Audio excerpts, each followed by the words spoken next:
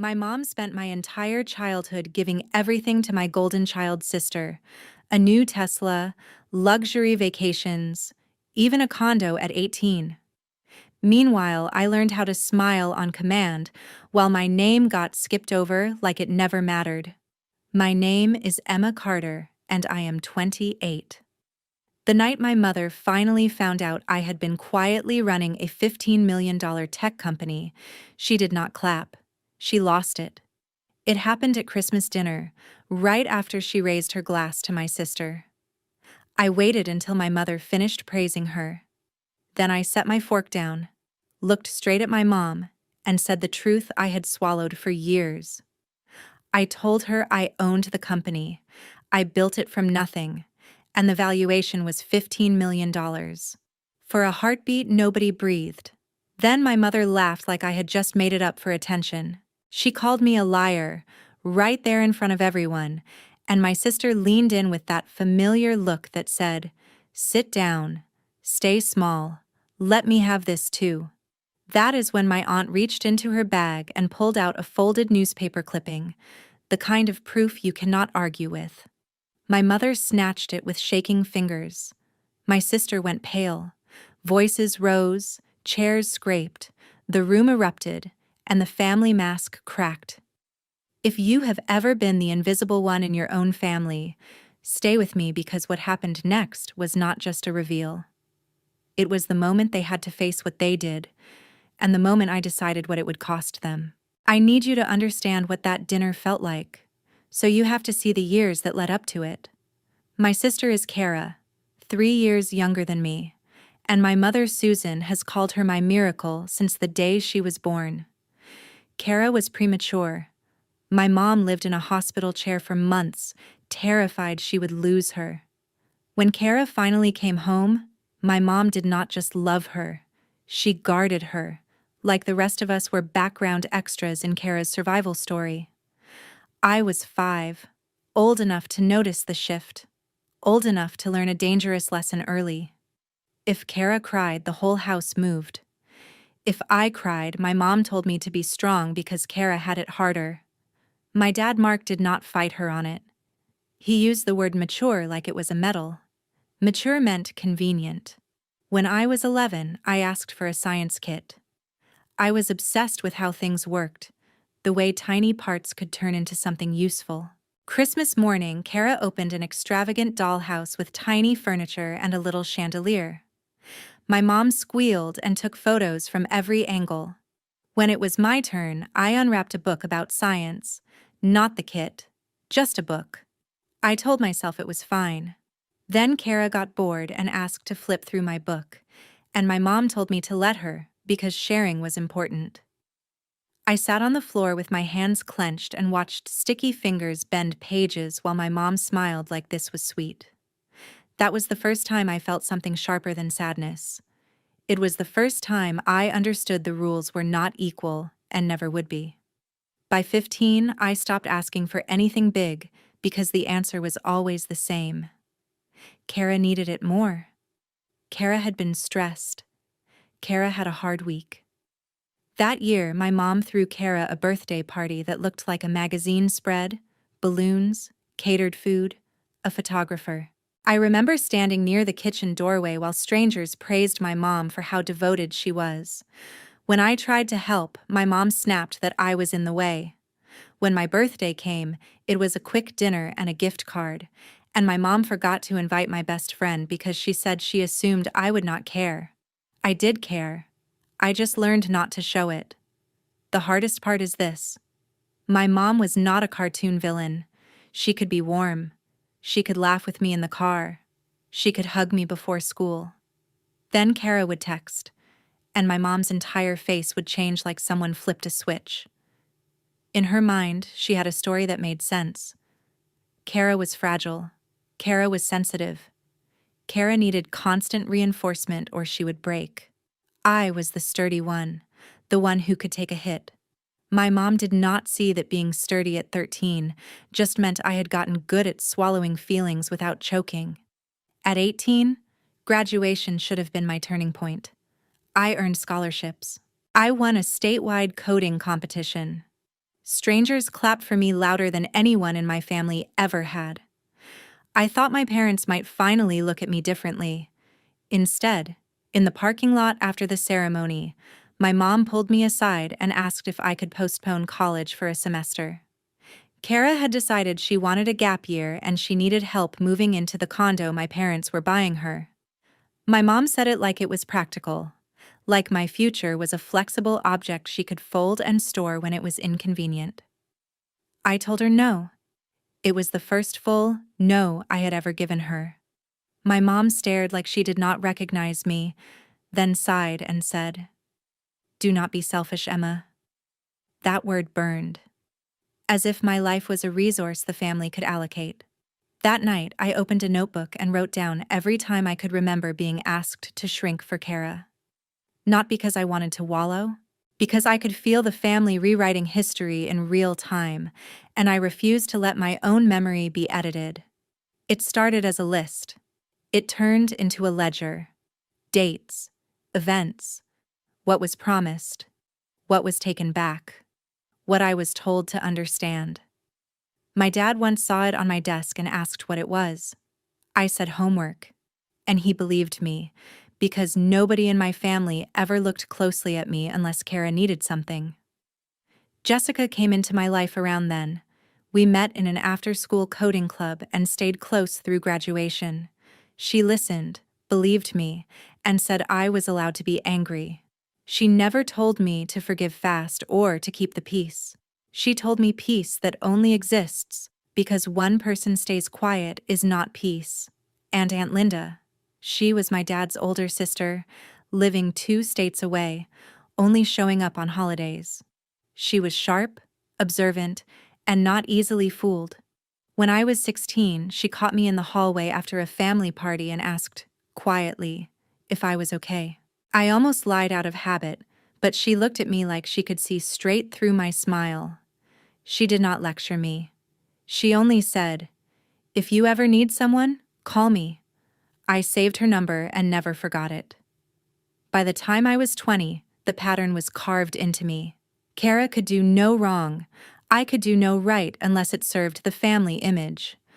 But the notebook in my drawer and the code on my laptop gave me a second life, one where I did not have to compete for scraps. I told myself I would build something so undeniable that even my mother could not dismiss it. Not to win love, to force them to live inside the truth for once. College was where I finally breathed. In classrooms and labs, nobody cared that Kara was charming or that my mom thought I should be grateful. They cared whether I could solve a problem.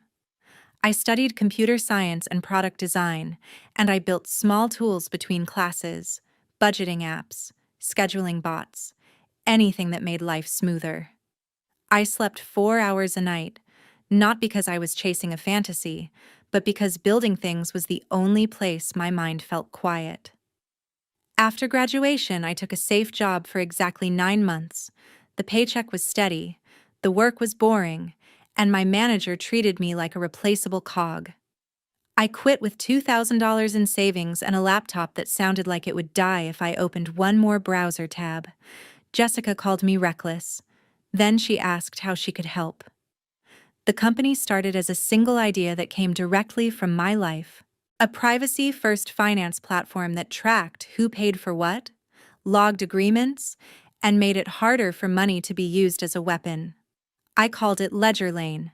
That name came from my notebook, from the need to keep a record when people rewrite history and then call you dramatic for remembering. I built the first prototype in a cramped shared office and pitched it to anyone who would listen. Investors smiled politely, then asked who was backing me. When I said no one, their smiles turned into soft disappointment.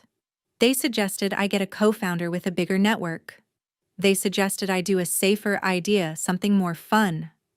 I heard the same message I had heard my whole childhood, just dressed up in business language.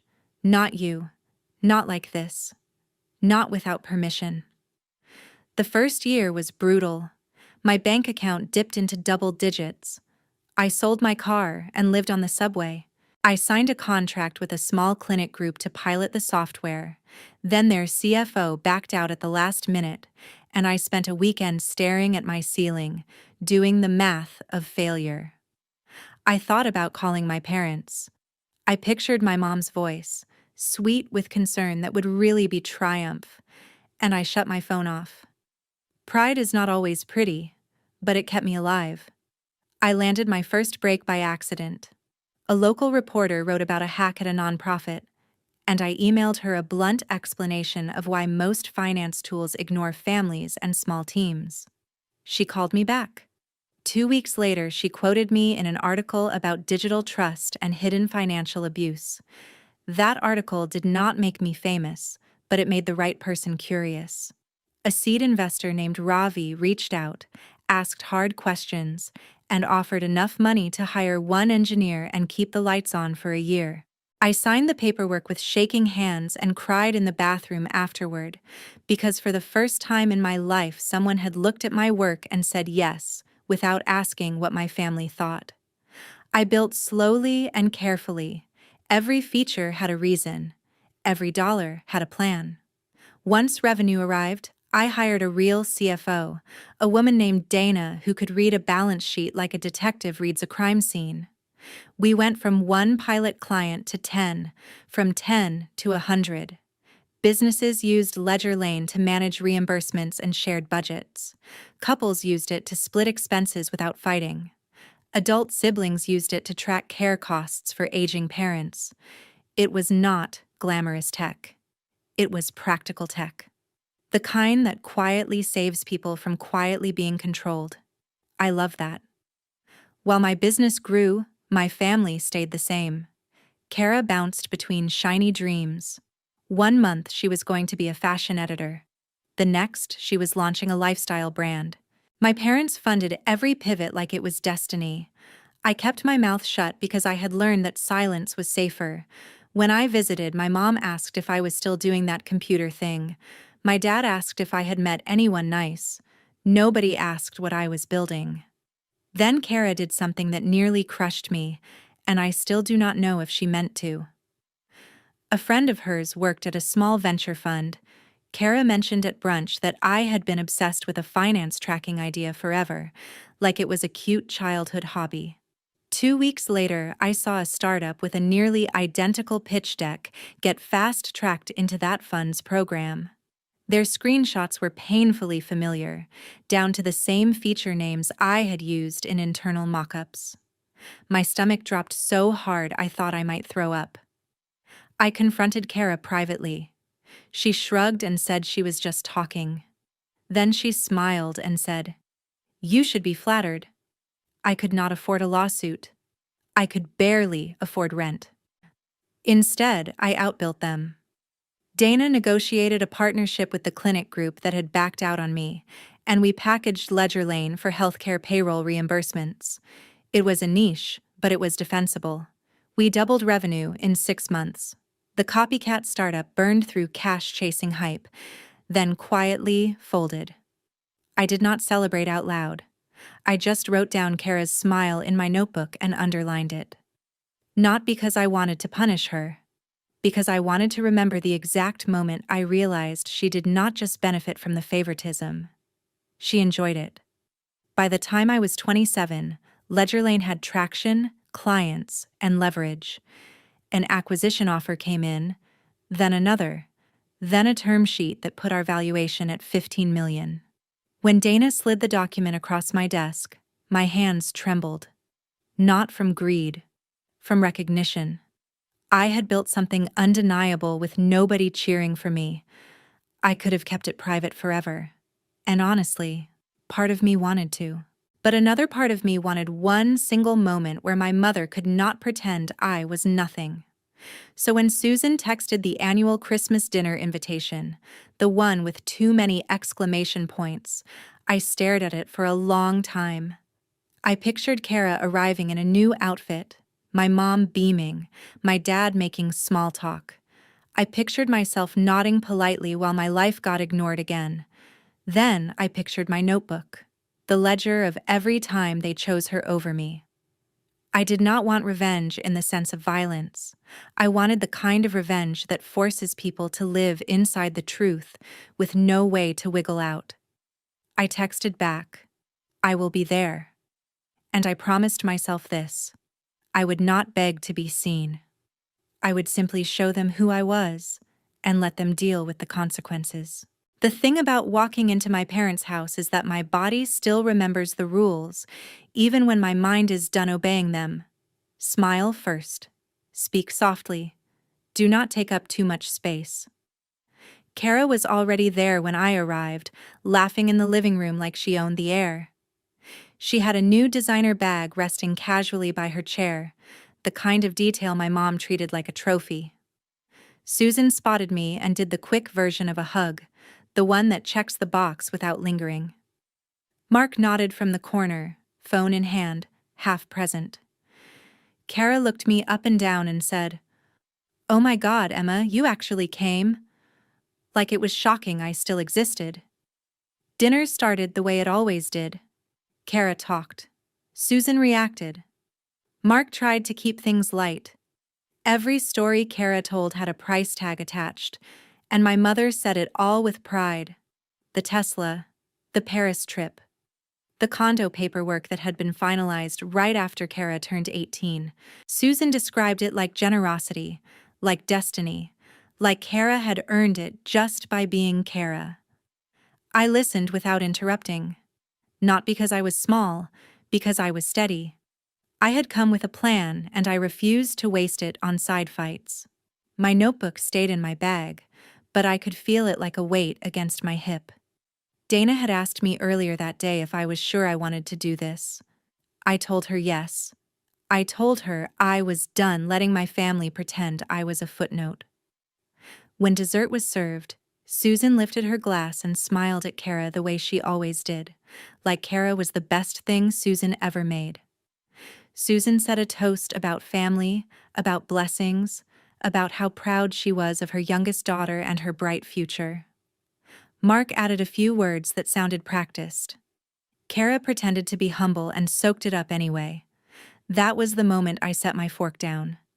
I did it calmly. Not dramatic, not shaky. Just final.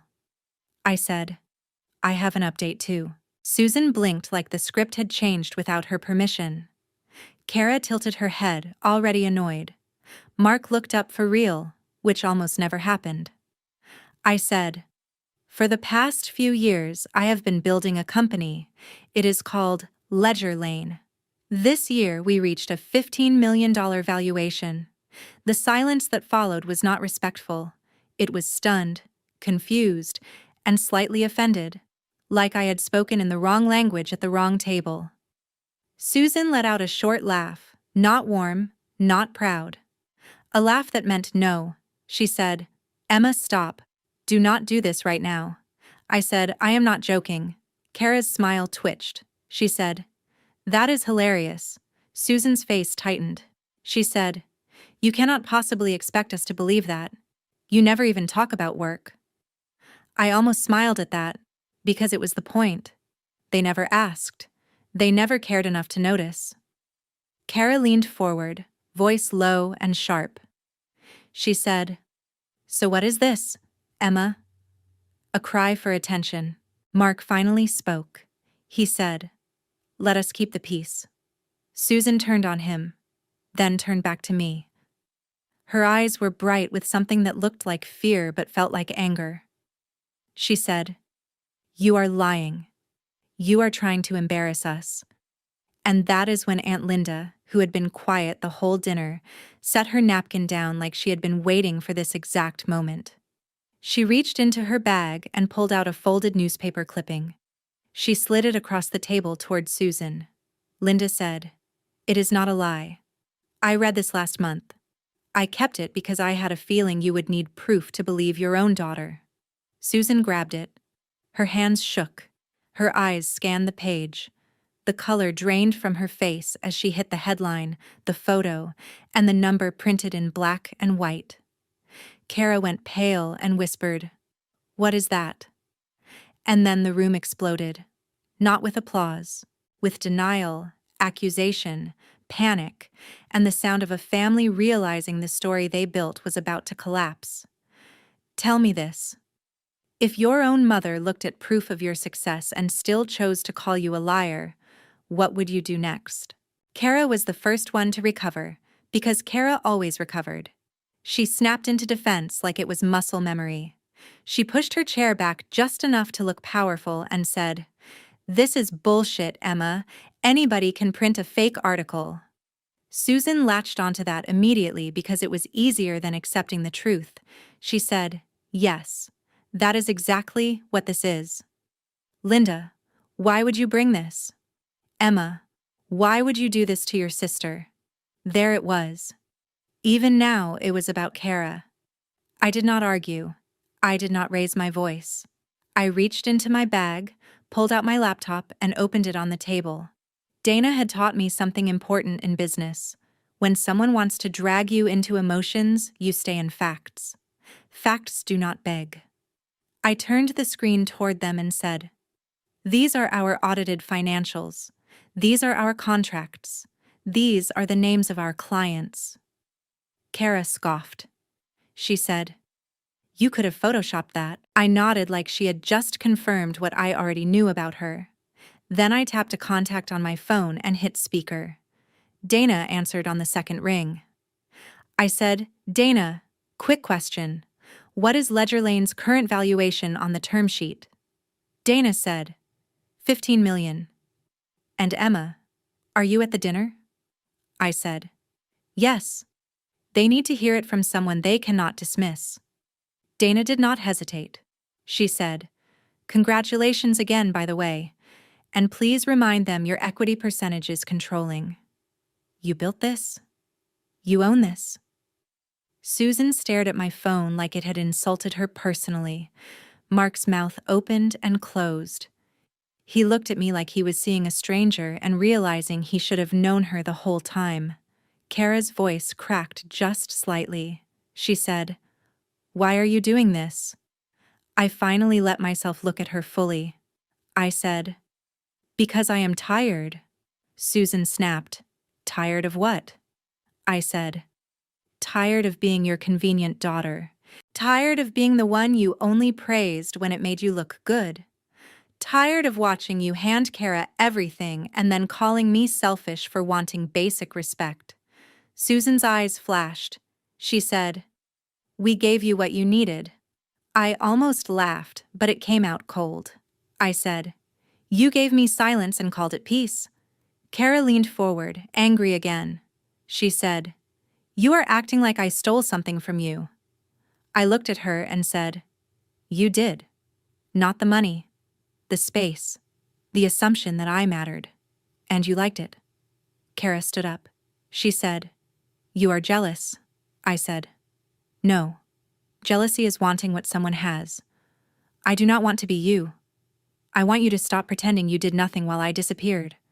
Susan cut in, voice shaking. She said, "Emma, please do not make this ugly." That word. Ugly. The same family instinct to cover the truth with a tablecloth. I reached into my bag and pulled out my notebook. I placed it on the table and opened it to a page I had marked. I said, "This is not emotions. This is a record." I read one line, the condo at 18, the date, the amount, the comment Susan made about Kara needing stability. I read another, the Tesla, the date, the way Susan told me not to be bitter. I read another, graduation, the way Susan asked me to postpone my future for Kara's comfort. Mark flinched as if each line hit him in the chest. Kara's face twisted, not with guilt, but with panic, because for the first time the spotlight was not worship, it was exposure. Linda spoke softly. She said, "Susan, stop. Listen." Susan's voice rose. She said, "I did what any mother would do. Kara needed me." I said, "And I did not." "That is what you told yourself." Kara's hands balled into fists. She said, "So what now, Emma? You want a trophy. You want us to bow." I shut the notebook and slid it back into my bag. Then I said the line I had promised myself I would not soften. I said, "No, I want accountability. And since you are all so interested in money when it is Kara's money, here is the part you will understand. None of you gets access to mine. Susan's breath caught. Mark whispered, Emma? Kara laughed, sharp and desperate. She said, like we would ask you. I looked at her and said, you already have. You just call it family. Kara's face hardened. She said, you think you are better than me because you got lucky with some app. I said, it was not luck. It was work. The work you never had to do because Mom did it for you. Kara snapped. So what? You are my boss now. I held her gaze. I said, if you want to experience the real world, Ledger Lane is hiring. You can apply, but you will not be handed anything. And if you are not qualified, you will hear the word no, just like I did. The silence after that was different. It was wounded. It was real. Susan's eyes filled, but even then she tried to control the narrative. She said, you are tearing this family apart. I stood up, slow and steady, and pushed my chair in. I said, no, I am just refusing to hold it together by myself anymore. Mark finally found his voice. He said, Emma, wait. I picked up my coat. I looked at Kara, then at Susan, and I said, this is the last Christmas where I sit at this table and pretend I am less so. You can feel like more. As I turned toward the hallway, I heard Susan's chair scrape back hard. I heard Kara say my name like a warning. I heard Mark say it like a plea. And right before I reached the door, I heard footsteps behind me. Fast. Heavy. What would you do if the person running after you was not the one you expected? Cold air hit my face the second I stepped onto the porch. Behind me, the house was still roaring, voices piling on top of each other, but outside, it was just my boots on the steps and my breath turning white. I told myself not to look back. I had shown them the facts. I had stopped begging to be seen. The door flew open. Emma, wait. It was my dad. He jogged down the steps, coat half on, one hand out like he could pull me back into the old script. I kept walking to my car. My fingers shook as I dug for my keys. Leaving a family is not one clean emotion. It is relief and grief at the same time. Dad, stop. I turned just enough to see him. His eyes were red. He looked older than he did an hour ago. I am not here to argue, I said. I am done.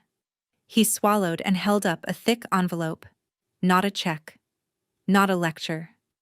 An envelope that looked worn, like it had been opened and closed in his head 1,000 times. I should have given you this years ago, he said. I did not take it at first. I just stared, suspicious of anything that could still hurt. He stepped closer, careful. I wrote those when you were little, when you started pulling away. When I saw your mother focus on Kara and I told myself it would balance out. My stomach dropped. Inside are letters, he said. I never sent them because I thought keeping the peace mattered more than saying the truth. The door opened again and Kara appeared, face tight with panic. She started down the steps, then froze when she saw the envelope in my dad's hand. For once, she did not know what to do. My mom stood in the doorway with one hand over her mouth. She did not come after me. She just watched. I took the envelope. It was heavier than paper should be. This does not fix it, I said. I know, my dad said, but it is the truth, and you deserved it. I got into my car and drove away with my phone lighting up again and again. Mom calling, Kara texting, Dad calling. I did not answer. At the first red light, my hands shook so hard I had to grip the wheel with both fists. I had wanted them to finally see me. I had gotten my wish. And it hurt. I did not open the envelope that night. I set it on my counter and stared at it like it might bite. In the weeks that followed, my mother sent message after message, apologies tangled with excuses, asking me to come home, asking me not to punish Kara. I left every thread on scene. My dad tried to show up at my office once. Security stopped him at the lobby doors and called me. I told them to let him leave in peace, but I did not go down. I could not carry him too. 3 months after Christmas, an email hit our careers inbox with Kara's name on it. She applied to Ledger Lane. No referral, no special treatment, just a resume that was mostly shine. Dana forwarded it to me. Your call. I stared at it, remembering the condo, the Tesla, the way Kara smiled when my work was treated like a joke. Then I replied with the same cold sentence I had heard my whole life. Thank you for your interest. We are moving forward with other candidates. A month later, an invitation arrived. Kara's engagement party. Her handwriting inside. I am sorry. I do not expect you to come. I just needed you to know I was wrong. I tore the card in half. Then I stopped. I collected the pieces and put them in a drawer beside my dad's envelope. Ledger Lane kept growing. People called me self-made. On paper, I won. But on Christmas Eve, my phone buzzed at midnight. Mom calling. I watched it ring until it stopped. I sat alone at my table, surrounded by everything I built, and finally admitted the truth. I proved them wrong. I did not get them back.